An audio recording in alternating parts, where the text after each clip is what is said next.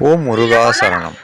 மருதமலையின் வரலாற்று சிறப்புகளை மிக சுருக்கமாக திருமதி கீதா கண்ணா அவர்கள் சொல்லியுள்ளார்கள். அதை நாம் இப்போது பார்க்கலாம்.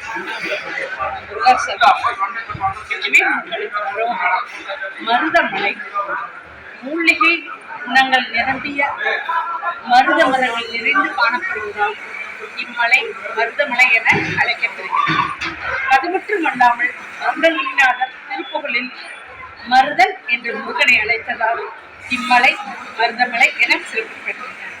இங்குள்ள முருகப்பெருமான் சுப்பிரமணிய சுவாமியாகவும் தண்டாயுதபாணியாகவும் மருதாச்சலமூர்த்தியாகவும் பல சிறப்பு பெயர்கள் பெற்று அழைக்கப்படுகிறார். இது கோயில் முன்பு தான் தோன்றி விநாயகர் கோயில் அமைய பெற்றுள்ளது.